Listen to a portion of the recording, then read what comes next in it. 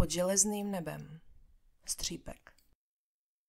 Až si tohle budeš číst, mé sluneční božstvo, zeptám se tě, pod jakým nebem stojíš. Zhlédneš a popíšeš mi jeho barvu. Protože mé nebe je šedé, železné a bouřkové, ale nikdy z něj neprší a nikdy se nezablískne. Jen hromy třesou morkem v kostech, jako předzvěst něčeho, i když posléze přijde jen nic. Až si tohle budeš číst, ujistím se, že stále nás dělí tisíce různých barev oblohy a nebeských těles.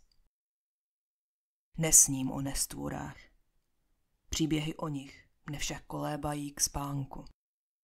Protože pod železným nebem v tom světle bez příkras bych spíše uvěřila v ně, abych spíše uvěřila, že se mohu stát jednou z nich, než bych si dovolila snít. Nesním o nestvůrách, protože mi pod šedým nebem chybí stín. A já jsem člověk ve stínu, ale bez stínu jen těžko se mi o sobě hovoří jako o člověku. Pod šedým nebem jsem existence bez víry, bez příkras, bez snů. A pohled nemám důvod upírat vzhůru a místo toho jen shlížím na vlhkou zeminu, která by mi přinesla klid. A díru a propast. A touhu uložit se do díry v zemi nebo upoutat oči z propasti na sebe a nesnít o nestvůrách, jednou se stát. Nesním o tobě, mé sluneční božstvo, a ty nesníš o mně.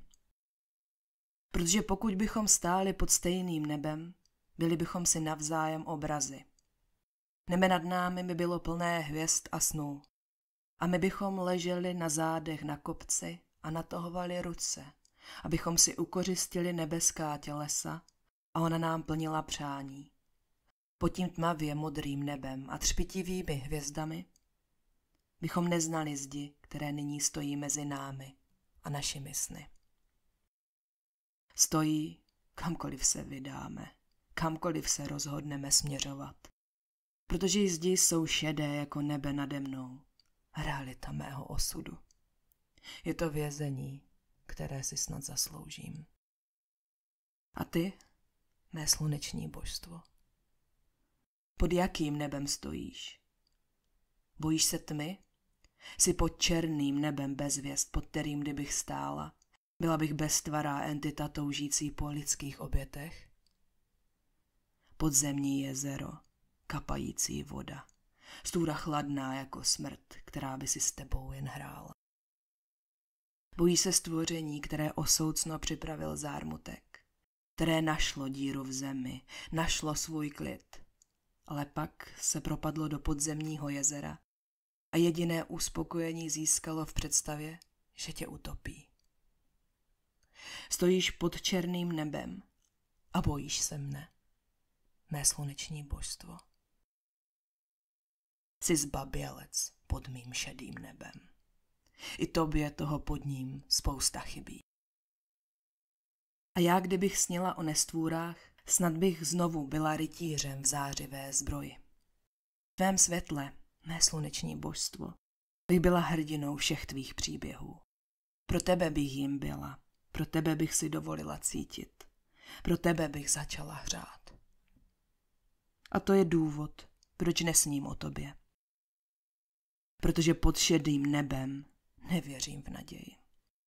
A raději se konejším představou, že existuje barva nebe, pod kterou se milujeme. Nebe takové, že všechny mé protiklady se odrážejí v tvých. Jsme si obrazy a souzeni.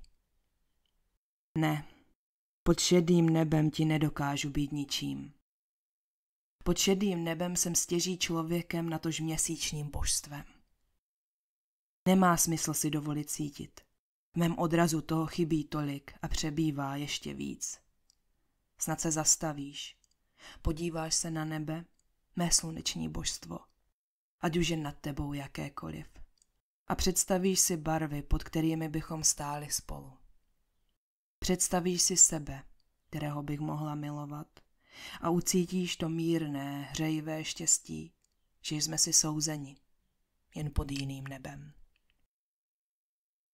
Šedé, železné, bouřkové nebe není nic pro mne. Přesto pod ním musím stát. Tak pod jakým stojíš ty? Jaká jeho barva by tě udělala šťastným? Obklopují mne zdi, vězení, kamkoliv se vydám.